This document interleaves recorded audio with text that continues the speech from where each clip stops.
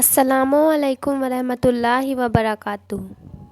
ایک ہندو پریوار کی لڑکی مدھو، جسے مسلمانوں سے بے انتہا نفرت تھی، اسلام دھرم سے سخت نفرت تھی، پھر بھی اس نے اسلام قبول کر لیا۔ دوستو، آج کی قبول اسلام کی کہانی یو پی کے غازی آباد کی ہے، جہاں کے مکھیہ منتری یوگی ہیں۔ یہ ایک سچی کہانی ہے دوستو۔ غازی آباد کی رہنے والی مدھو کو آخر اسلام سے اتنا لگا، اس نے اسلام اپنا لیا اور ساتھ ہی ساتھ ان کے پریوار کے لوگ بھی اسلام میں داخل ہو چکے ہیں۔ آئیے جانتے ہیں مدھو کے قبول اسلام کا پورا واقعہ، لیکن اس سے پہلے میرے چینل کو سبسکرائب کر کے ویڈیو کو ایک لائک ضرور کر دیں۔ دوستو امید ہے آپ سب خیریت سے ہوں گے۔ اللہ آپ سب کو ایسے ہی خوش رکھے۔ میرا نام اب الحمدللہ سلمیٰ انجم ہے۔ میرا پہلا نام مدھو گوئل تھا۔ میں غازی آباد کے ایک بہت مذہبی ہندو گوئل خاندان میں پیدا ہوئی۔ میرے والد لالا سنگل سنگھ گوئل ایک سبزی کے تاجر تھے اور میرے بچپن میں ہی انتقال کر گئے تھے۔ میری پرورش میری والدہ کیلاش وتی اور بڑے بھائی بابو جگدیش گوئل کے زیر سایہ ہوئی۔ ہم لوگ غازی آباد کے قریب گلدھر گاؤں میں رہتے تھے۔ میری والدہ ماجدہ، جن کا اسلامی نام ام نسیم ہے، اور میرے سب سے بڑے بھائی بابو جگدیش، جن کا اسلامی نام کلیم غازی ہے، اور دوسرے بھائی ہیم کمار، جو اب الحمدللہ مولانا نسیم غازی ہیں۔ میری چھوٹی بہن بھی ہے، جن کا نام اب اسماء ہے۔ اپنے پورے خاندان کے ساتھ ہم سب الحمدللہ اب مسلمان ہو چکے ہیں۔ میری 3 بڑی بہنیں مسلمان نہیں ہوئی، جن میں سے ایک حیات ہے، ان کا نام لجا ہے، اور 2 بہنیں راجیشوری اور لیلاوتی کا انتقال ہو چکا ہے۔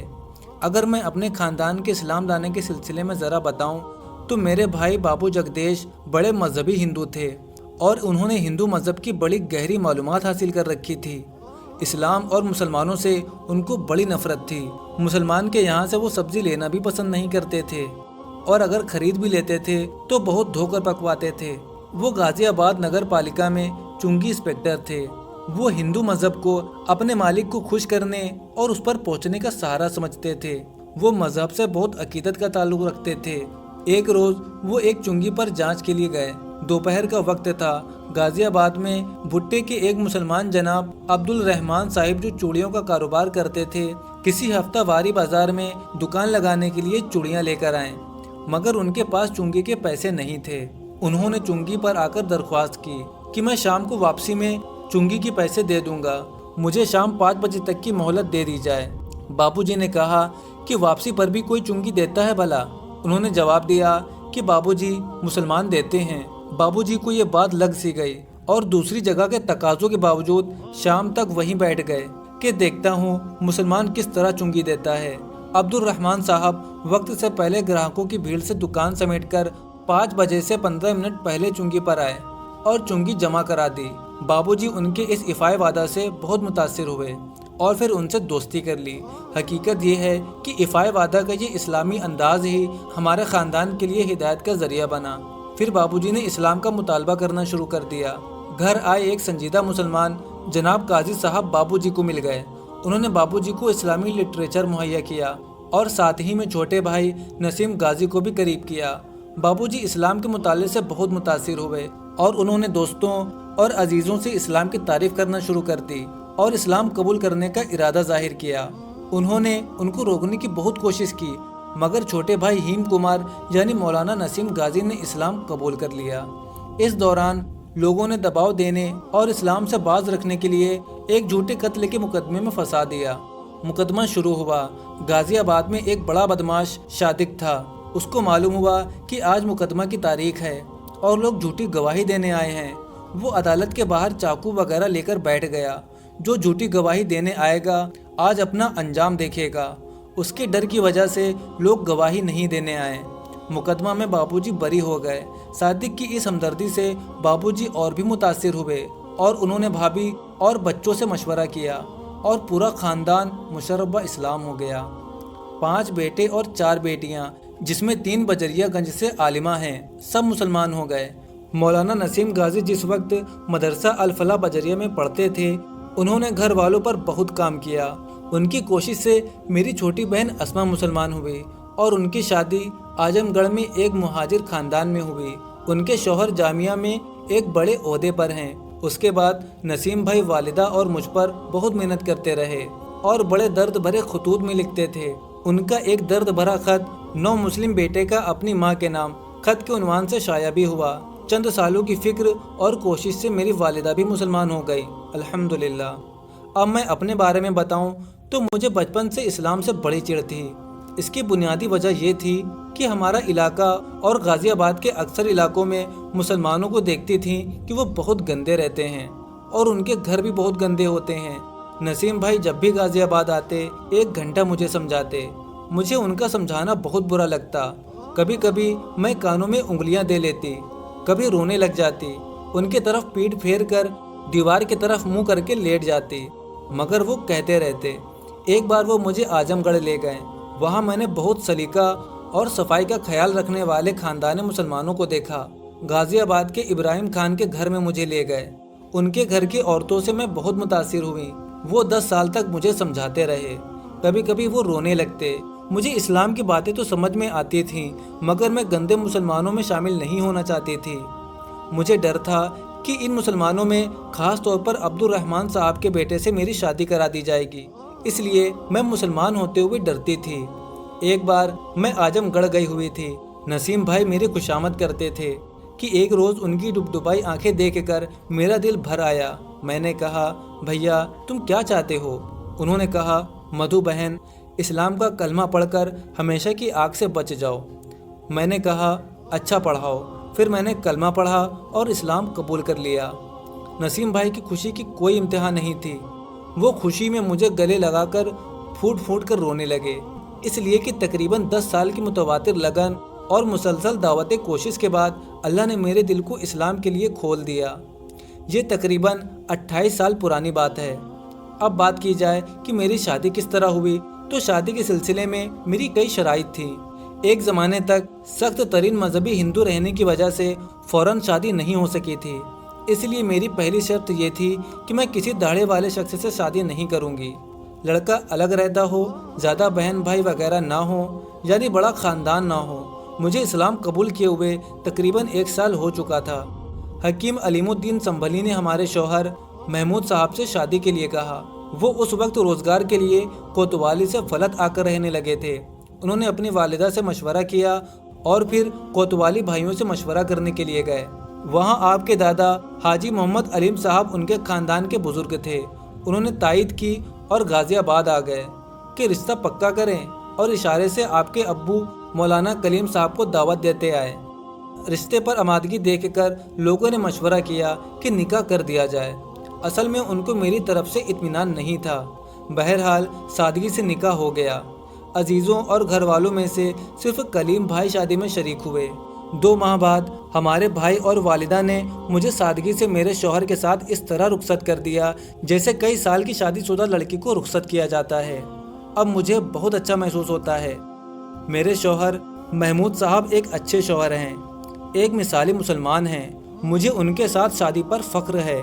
मैं इस पर अल्लाह का शुक्र अदा करती हूँ कि उनकी दाढ़ी मुझे बहुत अच्छी लगती है, बल्कि अब मुझे इस्लाम की हर चीज़ अच्छी लगती है।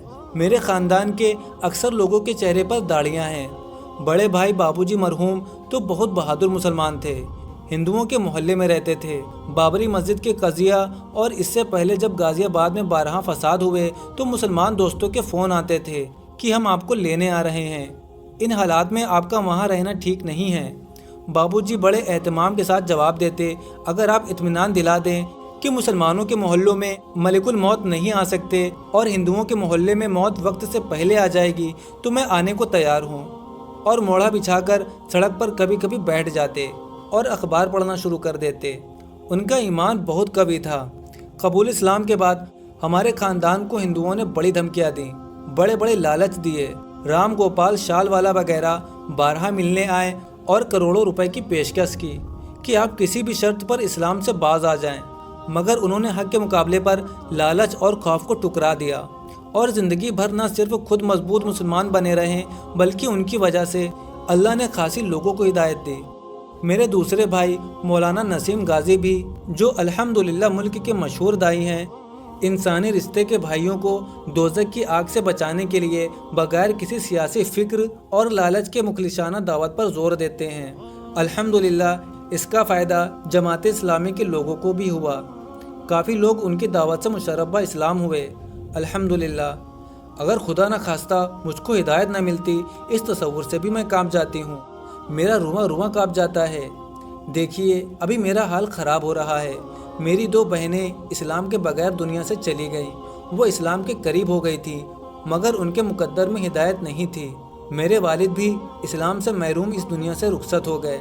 जब मैं सोचती हूँ तो नींद उड़ जाती है और कभी कभी मुसलमानों पर मुझे बहुत गुस्सा आता है। 10 साल तक मैं सिर्फ इस्लाम से इसलिए दूर रही कि मैं जिन अक्सर मुसलमानों को देखती थी वो बहुत गंदे रहते थे। उनका रहन सहन और माहौल, जिनमें चोरी चकारी, जुआ और जहालत, ये सब मेरे लिए एक हिजाब बना रहा। अगर मुसलमान इस्लाम पर हकीकत में अमल करते तो मेरी बहनें और वालिद ईमान से महरूम ना होते। मेरे शौहर महमूद साहब एक अच्छे मुसलमान शौहर हैं। मैं कुछ नमाज ज़िक्र वगैरह तो ज़्यादा नहीं कर पाती। अपनी इबादत यही समझती हूँ कि मैं एक अच्छे मुसलमान की बीवी बनूँ। मैंने अपने आप को अपने शौहर के लिए बिल्कुल वक्फ कर दिया है। वो बहुत अच्छे और सच्चे मुसलमान हैं। अक्सर गैर मुस्लिम के मोहल्ले में रहें मगर पड़ोसियों के महबूब रहें, और जब मोहल्ला छोड़कर आए तो हिंदुओं ने रोते हुए रुखसत किया। और इसी तरह एक मर्तबा पक्की महरी मोहल्ला में हम रहते थे। एक छोटे से मकान में हम एक ज़माना तक रहे। मकान का मालिक एक इंतहाई मजहबी हिंदू था। रामकेश्वर नाम था। 2 मज़ामीन में एमए था, मगर वो हमारे शौहर के अखलाक और हमदर्दी से हद दर्जा मुतासिर था और इस्लाम की तरफ कायल हो गया था। कहता था, महमूद साहब, जिस कदर देवताओं की पूजा करता हूँ हाल ख़राब हो जाता है। सोचता हूँ ये झूठे भगवान छोड़ दूँ और आपकी तरह एक सच्चे मालिक का हो जाऊँ। बेचारा महरूम ही इस दुनिया से चला गया। मैंने बच्चों को मुसलमान बनाने की फ़िक्र की और बचपन से नमाज पढ़ने के वक्त उनको अपने साथ रखती थी। गैर मुस्लिमाना आदतों से बचने को कहती थी। इस्लाम कबूल करने से पहले हम लोगों की इक्तिसादी हालत अच्छी नहीं थी। हम लोग गरीबी की ज़िंदगी गुजारते थे, मगर इस्लाम कबूल करने के बाद अल्लाह ने हमें सब कुछ दिया। हमारे भाइयों और भांजों ने अपने हिंदू रिश्तेदारों के साथ अच्छा सलूक किया। अब वो लोग मिलते जुलते हैं और शादी गमी में शरीक होते हैं, और इसी तरह हमसे ताल्लुकात बनाए रखना उनकी ज़रूरत बन गई है। नसीम भाई इस बात का फ़ायदा उठाकर उन पर काम कर रहे हैं। अब मुझे अपने मुसलमान बहनों और भाइयों से सिर्फ ये कहना है कि मुसलमान गंदे ना रहें। इसकी वजह से लोग इस्लाम में आने से रुकते हैं। इस्लाम ने पाकी और सफाई को किस कदर अहमियत दी है। हमें तो दुनिया को सफाई और पाकी का सलीका सिखाना चाहिए। हमारी ज़िंदगी इस्लामी किरदार का नमूना होनी चाहिए। लेकिन 50 से ज़्यादा अफराद पर मुस्तकबिल ख़ानदान की हिदायत का ज़रिया सिर्फ अब्दुल रहमान साहब के वादे पर चुंगी जमा करने का अमल हुआ, बल्कि हमारे वास्ते से मुसलमान होने वाले सभी लोगों का ज़रिया उनका एक इस्लामी अमल हुआ।